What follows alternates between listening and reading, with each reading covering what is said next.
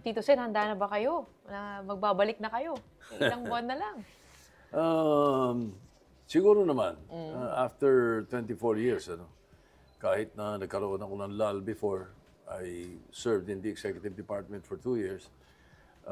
Tapos ngayon, lull of say, another 3 years, I keep abreast. And more or less, I have an idea of what's going on. So, okay naman, handa naman. Parang sa sports, may warm-up muna. Anong warm-up ginagawa nyo? Review. I do that. I do review every now and then. As a matter of fact, I plan to review the entire entire expertise, which is parliamentary rules and procedures. Since I became vice mayor in 1988 to 1992, that was my only ammunition. I came from showbiz. So when I was elected in 1988, out of the 24 councilors in the City Council of Quezon City, of which the Vice Mayor is the presiding officer, there were 12 lawyers. So what do I do with 12 lawyers? I come from show business. So what I did is that kinabisote ko yung parliamentary rules and procedures so that they cannot pull one over Hindi me. kayo kinakayan-kayanan lamang. Hindi. So pagdating ko ng Senate in 1992, I was quite versed already on how things are in legislative work. Yun. So from that time, lalong nadagdagan, mga kasabay ko kasi talagang mga antigong magagaling na mga senador at mga legislators like Paseda, Gonzales, Tanyada, Tolentino, yan ang mga kasabay ko Angara. Naging effective naman Oo, yung pag-aaral ninyo. Yes. As a matter of fact, it was enhanced by them, by the fellow senators that I worked with from 1992 to 1998, 1998 to 2004. Those 12 years, talagang ibang klase ang natutunan ko noon at experience. Experience is the best teacher.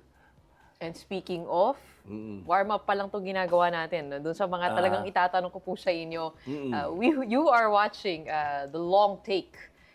And today we have on the show former Senate President, now Senator-elect, going back to the Senate for his 5th term, a historic first in Philippine politics. Yes. Kasama po natin ngayon si Tito Sotto, Senator Tito Sotto. Kayo po ay babalik. Alam po natin, ang daming kaganapan. 19th Congress pa lang. And it is wrapping up in this manner. I mean, you on the sidelines, what are you thinking of what's happening at the Senate? Ang daming interpretations ng parliamentary procedures here and there at ang daming katanungan. Everybody's confused. Given your experience, ano pong palagay po ninyo sa mga nangyayari? Tama ba ang nangyayari sa Senado ngayon? Hindi. I'm quite disappointed because there were procedures that were not followed as early as February when the articles of impeachment was transmitted to the Senate. But before that, bago yung articles of impeachment, nung namomonitor ko ang mga procedures sa Senate, may mga improvements na dapat ginawa nila or gawin. Or all they have to do is follow the old style, as old-timers, which I did. I served 9 Senate presidents. So when I became Senate President, and I was majority leader before that, I made sure that the rules are followed. Rule number 1, sabi ro sa Constitution, sabi sa rule, 3:00 ng hapon, session kayo bakit 3:30 na, wala pa kayo? Di ba? Yung mga ganun kasimple. So, nung panahon ko, hindi pwede yun. For 4.5 years, 3 o'clock, I will bang the gavel. Yun ang rule talaga. Lahat ng plenary hearings, dapat 3 o'clock. 3:00, nag-uumpisa ka dapat. Ano? Yung oath-taking nga po, parang for 30, basta late sila no? Doon pa lang medyo, sabi ko nga, disappointed ako. Sabagay, kanya-kanyang style yun. Gusto nila style sila tardy. Okay lang, sige. Pero, so, if you ask me, ang anong opinion ko, yun nga, those were part of the disappointments, I could say. Now, when it comes to the goings on lately, no? Yung February 5 na sinubmit ng articles of impeachment sa Senate, I said I was disappointed because I was expecting the Senate, through the Senate leadership, and in this case the Senate President who received it from the Senate Secretariat after it was transmitted by the HOR, should have informed the Senate and officially referred it to the Committee on Rules. The Rules Committee kasi should handle that. And it's headed by the majority leader. Hindi po ba magko-convene muna yung court bago ipasa sa Committee on Rules? Hindi. Dapat yung Committee on Rules ang pagpapasahan mo. At yung From the HOR? Yes. Sabi ni... No. So do the Senate. And the Senate leadership must refer it to the Committee on Rules.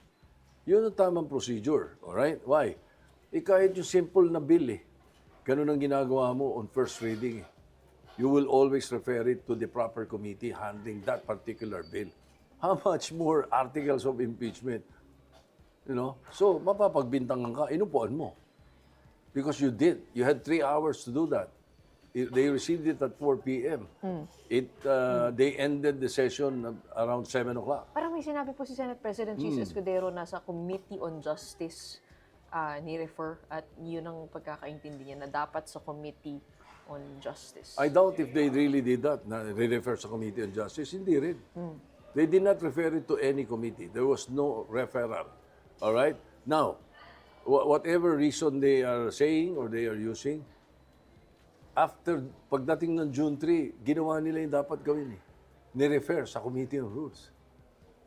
Pero when did they do that? How many months after? Hindi nakakapagtaka na kaming mga veterano of 2 impeachment proceedings, magtaka at maging disappointed on how it's being run. Pero yung pag-remand back to the House of Representatives, is that even legal? A legal option for the Senate to do as an impeachment court? Probably yes, if they have reviewed and started the impeachment. Para mong nasabi, laman nun, hindi ka pa kayo nag-trial. Hindi nyo pinakinggan yung articles. Hindi pa sinubmit. No? So, no, but even beyond that, no, not beyond, even before that muna, dun muna ako sa aking punto, which is, how did you do it? What did they do? They called for an impeachment court, nag-oath-taking, pagkatapos nag-motion sa loob ng impeachment court. That is not done. A senator judge does not file a motion for a resolution. Look at the 2 other impeachments that we had. Look at the impeachments of the other countries. Walang ganon. They should have done it as a legislative body. Doon pa lang, iba na Iba na yung ginawa. Tumawag muna ng impeachment court, pagkatapos parang gustong i-dismiss. Di ba? Pero naging remand. Let me set the record straight, by the way. I am not in favor of impeachment. I'm not also in favor. I'm not in favor. I am, shall we say, neutral. Bakit? First of all, the Vice President is a friend of mine. Lalo na, the very dear friend of mine is the father. So, I can be very neutral in this. I'm talking of proper procedures. That rules and procedures should be followed strictly in this case. Because nakataya dito, division of the country, nakataya dito the political career of a the second highest official. Second highest official of the land. Kaya dapat yan, sinusunod lahat ng tama ng proper dapat gawin. Pero sabi po ni Senate President Cheese, yung proceed forthwith ay actually in-affirm to ni Associate Justice Adolf Ascuna na siyang sumulat no forthwith, na yung forthwith gives some wiggle room to have a reasonable form of delay. Kaya nga. Depende sa konteksto na Kaya nga. pumapalibot dun sa impeachment. Oo. At according to him then, reasonable yung pag-delay dahil nga nasa gitna ng campaign season, magkakahalalan, at yung pag-delay nito after the elections was reasonable, and if they get to convene as a court at nabasa yung articles of impeachment at nasimulan yung pag-summon, the Senate President would have done his job already. Don't you agree with that? That there was reasonable delay? Reasonable delay kung nasa Committee on Rules na. Dapat nasunod yung forthwith. And a reasonable delay kung pagkatanggap, ni-refer sa Committee on Rules. What can the Senate then do then? No? May campaign. So yun daw yung magiging delay. Pero makakakilos ang Committee on Rules. Makaka-review. Makaka-suggest sa legislative body, the Senate as a legislative body on what to do. Bakit nakapag-hearing sila? Bakit nakapag-hearing ng ilang beses si Senator Marcos? At may mga hearing sila Senator Gatchalian. Di ba? Oh, sa aking in pagkakaalala, other words, dapat nasunod yung forthwith. Kung natanggap ng Senate President, ni-refer sa Committee on Rules, sabihin, ang Committee on Rules ngayon bahala kung ano gusto mong gawin dyan. Reviewin ninyo, padala nyo sa amin ng kopya, pag-aralan na namin yan. So, pagdating niyang gusto nilang mag-remand, June 3 lang nila pinag-usapan sa Committee on Rules, nag-conduct sila as an impeachment court. It becomes premature to take the allegations of the content of the articles of impeachment without conducting a trial or an inquiry at the very least. Dapat nag-trial or nag-inquiry sa laman. Bago mo sabihin na hindi, mali itong laman. Pinag-usapan niyo ba? Akala ko ba hindi niyo ni-repair? Ano bang papel ng Committee on Rules? Because meron na pong Senate rules on impeachment, di po ba? Yes. But the Committee on Rules, in the Senate, is the number one committee. It is the most powerful committee kung tutuusin because that is the reason the chairman of the Committee on Rules is the majority leader. The Committee on Rules, ang dinadaanan ng lahat. Dinadaanan ng lahat ng bills. Ang nag-i-schedule kung ano iti-take up for the day or the agenda is always the Committee on Rules. Kaya siya lagi ang pinagdadaanan. And then, what contributes to my disappointment pagdating sa ganito? Kasi yung majority leader, lahat na magsasalita sa floor, dapat dumadaan sa majority leader. It is the majority leader who always tells the Senate President who to recognize. It's very seldom, unless very in rare cases, that the Senate President calls for recognizes someone who is not being recognized by the majority leader. Especially kung nabanggit ang pangalan niya. Kung nabanggit ang pangalan niya, pwedeng tumayo yan ng hindi nagsasabi sa majority leader. But always, it's the Senate President should always ask the majority leader. The majority leader says, at sino i-recognize? Nung isang gabi, nanonood ako kung sino-sino yung nagsasalita, nag-aagawan sa microphone. Nag-i-interrupt nga po. Asan yung majority leader? And why is the Senate President recognizing everyone? Just like that. Doon pa lang makikita mo. At saka masakit dito, they were in robes. That was the impeachment court that was happening. It is never done. The motions raised in the majority leader in the impeachment court is usually for adoption of proposed resolutions lang, motions regarding procedural matters only. Kahit yung mga senator judges cannot just stand for and come up with any motion. In the impeachment court, it is reserved to the prosecutors and the defense lawyers. Ganun ang dapat na procedure doon. So what I'm saying is that as a legislative body, they should have discussed that. And instead, not going into the impeachment court and coming up with so many ideas and remand. Yun ang punto ko doon.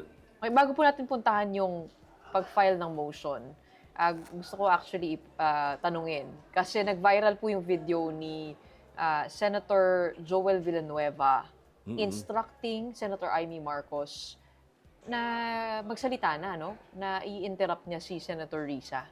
I mean, it is within their power, or it isn't really illegal to talk like that. But it gives the impression that merong kuntsabahan sa mga senador kasi may coaching na nangyayari. Yun ang ano, legal po ba yun? Yes. You cannot help. Hindi mo masisisi ang mga tao na magbintang na sabihin na gano'n. Na mayroong ang senaryo kayong gustong gawin. May playbook. Oo, may playbook. Sapagkat kitang-kita. And when somebody has the floor, bakit mo ba agaw yung floor? Kaya nga tama yung sinasabi ni Senator Risa Ontiveros. I have the floor, bakit sumisingit kayo? Well, she was just polite. Hindi niya sinabi yun. Sinabi lang niya, I still have the floor, Mr. President. Dapat yun, the Senate President did not recognize anybody because she had the floor.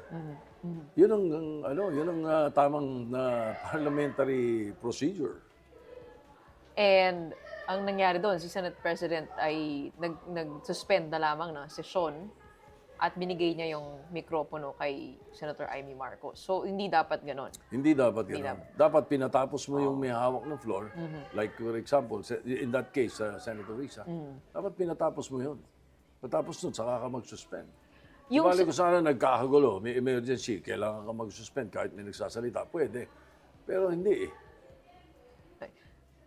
Yung nabanggit po ninyo tungkol sa pag-file ng motion, actually, sabi po ni Associate Justice Ascuna muli that the Congress can promulgate its own rules on impeachment to effectively carry out the trial. Nasa Article 11, Section 3, Subsection 8 po yun.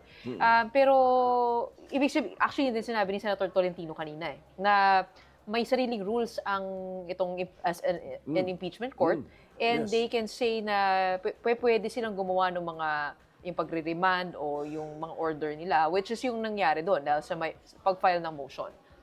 So ano po ba yung logic doon? So bakit bawal mag-file ng motion? Hindi pa nila binabago yung rules eh. I am the author of the impeachment rules eh. Yung kay Corona pa eh. Wala naman silang binago eh. So doon po sa rules na yun, bawal mag-file ng motion? Walang sinasabi ron na pwedeng basta pwedeng mag-file ng motion ang senator judge. Walang sinasabing gano'n doon. Simple. The senator judges can ask questions for clarification. Ganun lang. But isn't that what they did? To the defense, to the prosecution. Hindi pa sila trial court eh. Ang nangyayari, nag-impeachment court, pero ang kilos parang legislative body. That is my point. And that should not have been the case. They should go into trial first. They should start the trial. And look at the allegations. And then you can say now that hindi, mali, remand natin. Di ba? Kasi ang narinig ko, the other, was it this morning or yesterday? Ang sinasabi is deemed red. Ay, hindi pwede yun. Articles of impeachment ito, deemed red. Hindi mo binasa. Paano nila babasahin? June 3 pa lang nila Yun nga ho eh. Hindi rin binasa yung articles of impeachment. So in the future, that could also be questioned. Definitely. Kaya I will not be surprised if people will, especially members of the IBP, who will question this in the Supreme Court, these actuations. Because you need to read the articles of impeachment first before convening the court. Tama po ba? Mauna po yun. They should. Pwedeng, but all processes should be kung ni-refer nga sa Committee on Rules kasi agad yun, then pwedeng napag-aralan na kagad ng mga membro ng Committee on Rules. Dapat ganun ang naging procedure niya noong February na meron ng nakalatag na kung anong gagawin. Oo, kasi kumbaga sa basketball, at bago tayo maglaro. Ikaw naman nakakaintindi ka ng ikaw ay atleta. Kumbaga sa basketball, anong nangyari no isang araw, dinribble mo ng dinribble, nung matatapos na yung shot clock at saka mo pinasa. Pero walang shot clock po dito. Ay, Parang meron wala. eh. Meron. Oo nga. Meron eh. Dahil supposed to be, January 11, mag-adjourn sila eh. Oh. Hindi ba? January 11 ba? Yeah, January 11. Do you think there was grave abuse of discretion? In what sense? Na biglang nag-motion or nag-approve sila ng remand? Na, Kasi sumunod naman sa kanila yung House eh. They can do that if they have already reviewed. I'm not saying that yung remand nila is mali Pwede. They can do that. If they already reviewed. If they went into trial or at least inquiry. Then they could have done the remand. Logically and constitutionally. Yun ang pananaw ko. And I'm sure that is the opinion of many legal luminaries. I may not be one, but my 24 years, or 28 years of background in legislation is more than taking up law. parang di po kayo masyadong masaya sa pamamalakad ngayon sa Senado. Does it make you want to lead the Senate as Senate President again? If my colleagues will want me to lead, I will accept it. Now, whether I am elected a leader or not, my expertise and my track record will be used in the way the Senate is being run, because I can always point out things that are wrong or procedures that are wrong when I am back there by July 28. Pero given po yung political headwinds, do you think that will sit in favor with the other senators? Do you think they will be in favor of that rather? Na kayo po ay talagang stick to the rules? Yeah, they have to. Given the results of the last elections, They have to.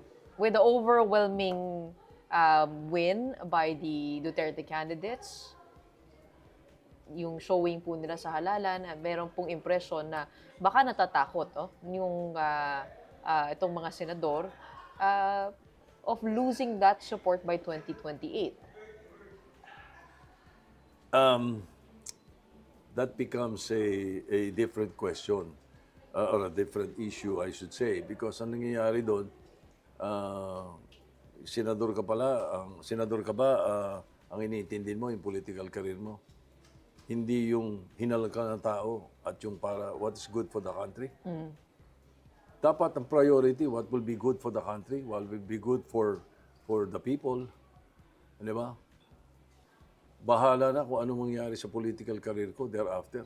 Basta't ako, kikilos ako ng tama. Dapat ganun ang attitude ng senador. Kung sakasakali po, do you think you have enough numbers to become Senate President? Who knows? I don't know. Well, at this point, I can't say. I don't think so. I don't think we have a member of the Senate with more than 13 votes right now, but anything can happen on July 28. If nothing happens by July 28, there can be things that can happen before the end of the year. This is not a permanent. This is not a permanent thing. Hindi ba? Maraming pwedeng mangyari. Hindi natin masabi. Given the way the Senate President, the incumbent, has taken also that seat, medyo mabilisan din yun, Oo. Pero pagdating naman po dito sa impeachment trial, mukhang talagang wala nang choice kundi pag-usapan ito sa susunod na Kongreso. Tama po ba? Kasi mayroon po dalawang request yung Senado. One is to have the constitutionality certified kung pina-follow nga nila yung rule na only one impeachment case filed in a year. At yung pangalawa ay to communicate with the 20th Congress kung sila ay amenable pa rin to pursuing the impeachment. Mukhang wala nang choice doon sa hiling ng Senado, hindi po ba? Yeah, una, winiweigh ko yan eh. Winiweigh ko yung in favor, yung issue na, ito ba crossover? Carry over ba ito o hindi? Nung binapag-aralan ko yan, nung una, ang tingin ko, hindi eh. Pero once you review all the issues, mas mabigat yung baka 60-40. Talagang pwedeng crossover talaga. Pwedeng carry over. Now, in that case, important thing for a senator is you do not lawyer for the defense and you do not lawyer for the prosecution. Senator Judge Kay. So whether it's carried over or if it now, ang importante, kumilos ka ng maayos. Kumilos ka na impartial ka. Pag-usapan mo yung, may articles of impeachment eh. Yung sinasabi nila na yung 1-year ban, okay. Ang pinipilit ng iba, kasi daw may nag-file noong December, di ba? Mayroon nag-file December, mayroong sumunod na nag-file, puro December yan. Binibilang nila yun eh. Mali. Ang bilangin nila, yung sinubmit. Tignan nila muna yung konstitusyon. Tignan nila kung kailan sinubmit sa Office of the Speaker. Office of the Speaker, sinubmit January. So kung 1-year ban, from January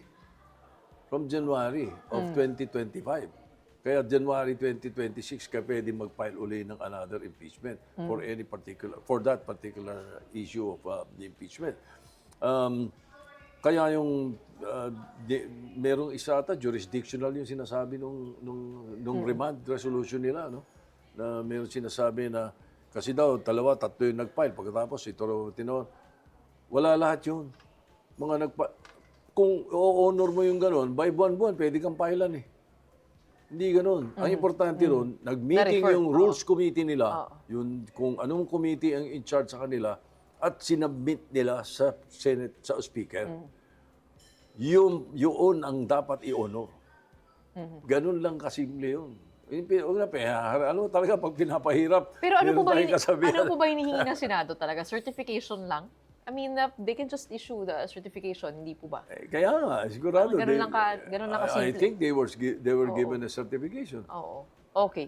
Yung pangalawa naman po, which is to have the 20th Congress communicate na gusto pa rin nila to pursue this, a body which does not yet exist, the 20th Congress. Parang aantayin, yun nga, wala nga choice, kundi mag-aantay talaga. Pero medyo nakakalito po dahil sinamon na rin si Vice President at sinabi hindi naman dismissed yung trial. Nagtutuloy pa rin tayo. Pero aantayin mo pa rin ang sagot ng 20th Congress. So in fact, they're binding also the next Congress. They can actually do that. But what they can do is they can extend the impeachment court. They can continue with the impeachment court. They are not part of the legislative body. They are not the legislative body. They are because it has a different faction, it has a life of its own. Generis. Oo. Kasi kakausap ko rin si Senator Tolentino kanina eh. Ang sabi niya, hindi permanent court itong impeachment trial court. So laging nagbabago. Ibig sabihin, para sa kanya, pag nagbago na yung miyembro, bago na naman yung court. So, hindi pwede magtawid from one to the other kasi all hearings should terminate. Ano po yung basehan po ninyo?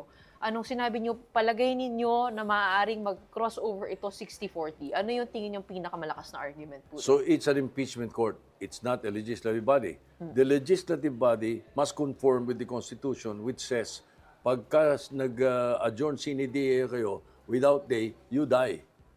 Alright? Ito, impeachment court. So, iba ang buhay nito. Ngayon, pareho niyan. Sandigan, 3 justices. Namatay yung isa. Nag-retire yung isa. May kaso nakapending. Papalitan niyan 2. Maglalagay ng 2 bagong justice. Pero permanent court daw po yan, sabi ni Senator Tolentino. Yung impeachment trial court, hindi raw hindi permanent court. Hindi raw permanent court. Hindi permanent after its closure. Pero it is a permanent court while it's ongoing. Wala, debatable yun. Yung ipipilit na yun. Hindi ba? So, pero hindi po ba sa Korte Suprema dapat ito masettle lahat? All of these issues of constitutionality, shouldn't it be settled at the Supreme Court? And shouldn't the impeachment trial go on? Yes. Yes, I think that should be the proper procedure. Do your job. And if somebody questions it sa Supreme Court, let the Supreme Court come up with their resolution. Pagdating po sa Senate rules, kasi kayo pong author nun, Impeachment rules.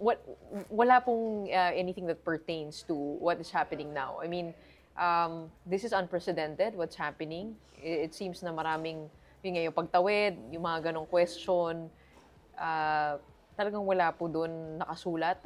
Ano po yung jurisdiction ng Supreme Court? For one, Walang nakalagay na if they gano'n. decide that this is unconstitutional, does that hold? What will they say is unconstitutional? The carryover, for example, or yung tatlo pong impeachment cases na final? I would rather think na ang magiging issue dyan is ang tatanungin nilang unconstitutional dyan is the remand resolution. Ang tingin ko, yan ang tatanungin. Yung crossover, well, it's a justiciable issue. Somebody can file. They can file a petition. Bakit po It's yung a free remand? country. Bakit po yung remand ang Kasi nga yung procedure hindi tama eh. dapat mauna muna yung trial bago Dapat mag-remand. nireview mo muna, nag-trial ka, tapos na nireview mo, nag-inquiry ka, at saka mo sinasabi ngayon teka, mali itong pinadala nyo. And during that time, you would have already heard the prosecution, and you would have also heard the defense. Why are you lawyering for both, for either? Let them. That's the role of the senator judge. Tumahimik ka lang, makinig ka. Yun ang role dapat ng impeachment court. At yun ang part of the rules. Kaya maliwanag doon sa rules namin. Isa sa mga diniinan ko doon is that there should be political neutrality. As defined in the exercise of your official duties. Regardless of party affiliations or preference. Actually, kung titignan niyo po yung petition na final sa Supreme Court ng team ni Vice President Sara Duterte, they're actually arguing the same things that the Senate wants to clarify now with the House, wants them to certify. So parang pag tinignan niyo po, parang nawala na rin talaga yung principle of neutrality that the Senate is supposed to have. Hindi po ba parang compromise na yung impeachment trial to begin with? I mean, given the temperament of the senators. How do we know unless we go into the trial proper and listen? How do we know? This is just, kaya ngayon ang hindi maganda ro sa mga magiging kilos ng mga senador. You're no longer showing impartiality. Di ba? Hindi maganda. Maaari po bang ma-dismiss na lamang? Is there a possibility na hindi tutuloy sa 20th? Sabi ni Senator Risa, remand, return, dismiss, it will effectively become a functional dismissal. If this is sent back to the House of Representatives, may posibilidad ba na hindi ito magtuloy sa 20th Congress? Siguro that question could have been posed yesterday. Pero ngayon, I understand that the House of Representatives answered back and certified. So it's no longer in question. The ball again is in the hands of the impeachment court. So the pressure is on them. Yes. Yeah, look, the people are the country is closely watching this and looking at this. Siyempre, di ba? Anong gagawin nyo dyan? Hindi, dismiss na lang natin without trial, without inquiry. If you're di maganda, nakakahiya sa taong bayan. Sabi niyo po, binushwak ni Senate President Chis Escudero. No, what I said was the Senate leadership bushwhacked the articles of impeachment on day one. Because when they received it, they did not refer it to the Committee on Rules, which should have been the proper action to take. Ano po ibig sabihin ng bushwhack? They inambush. Inambush. Ayun pala yun. Oo. Hindi yung parang coming out of an unexpected place. Parang yung may binasa pong definition si Senator Chis. Ginugol daw niya.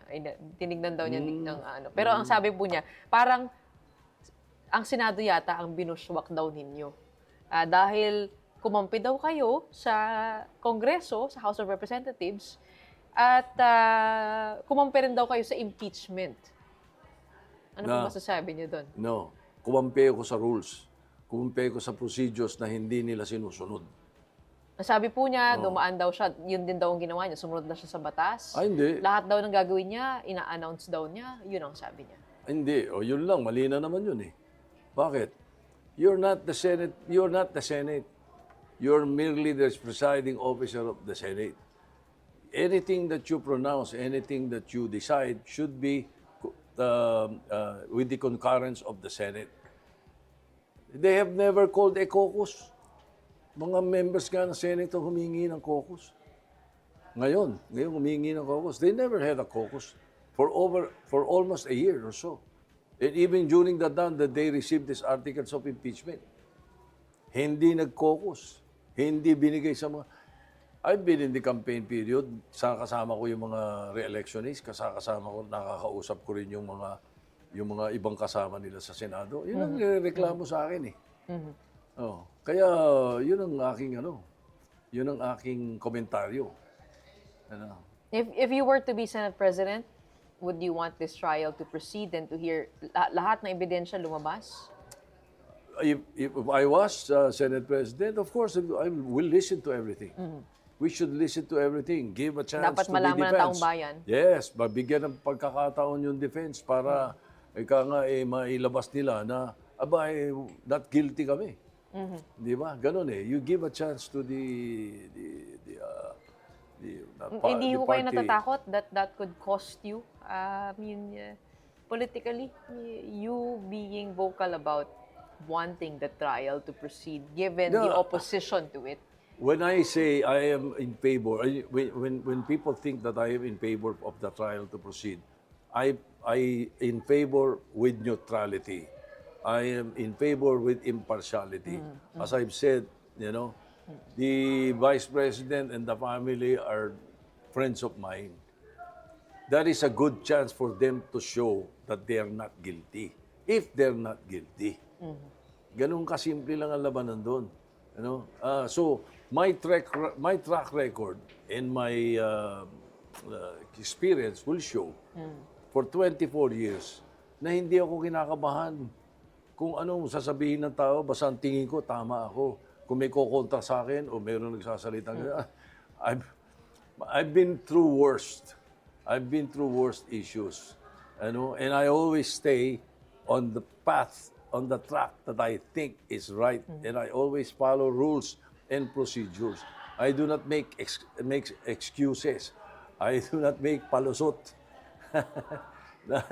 na kung ano-anong dahilan na gagamitin. And that has given you the longest term yet in the Senate. Magiging 30 years pag natapos niyo po ang inyong termino. Ano pong prioridad Yes, ma'am. pagpasok? Paano pa yung mga bills na gusto niyong itulak? Pagka may impeachment trial, does everything stop? No.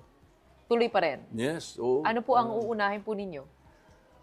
Magpa-file muna ako. Yung top 10 ko, ipa-file ko muna yan. Maraming laman dyan. Daming...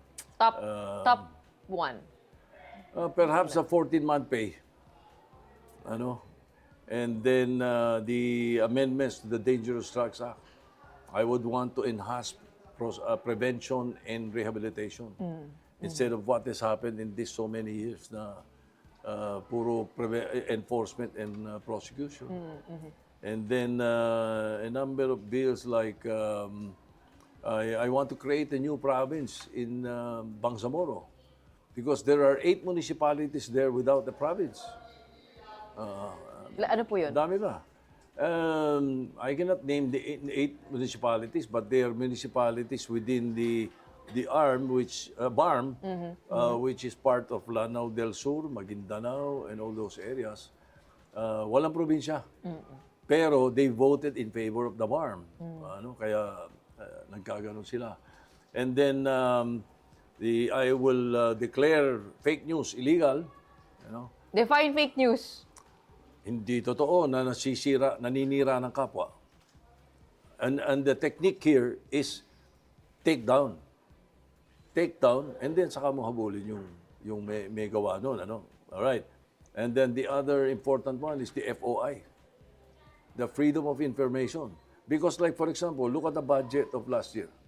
What happened? Di ba? Ano sabi ni Senator Lacson? Nire-review pa lang niya ngayon yan. Review pa lang, ha? The most corrupt budget ever. Even the President thinks so.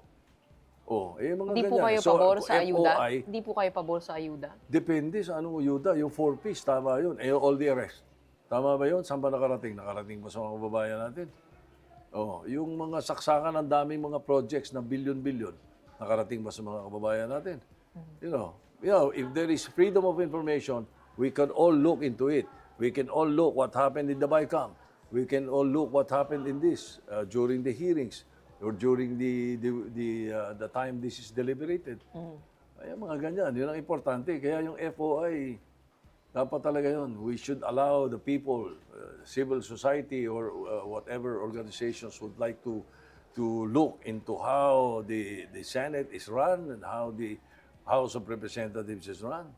Dapat ganun. Nakita ko through the years Ito yung mga okay lang sana kung nakaraang taon sinusunod mo to the letter Ito ngayong mga taon, nakaraang taon, medyo, teka muna, maraming binuswak. So you'll bring back order? Oh yes, definitely.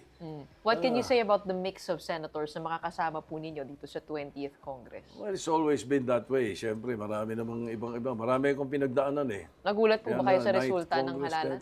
Hindi naman. Hindi naman. Because I reviewed the surveys before the elections and all the winners were in the winning circle. Pero maging number 3 po yata si Bam. Number 2? Number 2. Yeah, he was in the winning circle. Oo. The winning circle was 1 to 18. Oh, so it's not surprising. Sa una, parang inisip mo, bakit mababa ang survey yun? Hindi naman porke top 12, yun na mananalo. Hindi Bilang panghuli po, kayo po ay tinitignan syempre ng pamilya Sotto bilang kayo na yung patriarch, no? Pagdating sa politics. Ano po ang tinuturo po ninyo sa anak niyo, kay Vico, na gusto niyo ipasa? Simple lang. HIS, his. When I say his, it's for him, for God. You know, what does his stand for? Honesty, integrity, sincerity. That is why there is one thing that I am very proud of. You can ask any media practitioner. I never lie to the media. Because when I talk to the media, I talk to the people. Unlike some politicians that I know, ang gagaling magsinungaling. Kahit sa media, mali yun. Pwede po bang i-text nyo ako pag may detect kayong nagsinungaling? Ako, dami. Okay, maraming salamat and looks like you have your work cut out for you in your 5th term in the Senate. And once again, we have a Senator. Yes, thank you. Tito Sotto. We're excited. We're excited to do this because sana plano sa amin ni Senator Lacson. Magre-retire na kami. Pero bigla kaming nakausap ni Presidente at medyo disappointed siya sa nangyayari. So sabi namin, sige, makakatulong kami. Ngayon, makakatulong kami because we will try to straighten out things. We will try to put order into things. Paano kung ayaw po ng Presidente itong impeachment? Okay lang yun. The Senate is not all about the impeachment. There's so many things that we could straighten out. Aabangan po namin ang inyong term. Thank you very much. At kung ano mangyayari pagpasok po ninyo, lalo na sa mga pagbubushwak. Yes. All right. Okay, thank you. Thank you. My honor and pleasure. Thank you.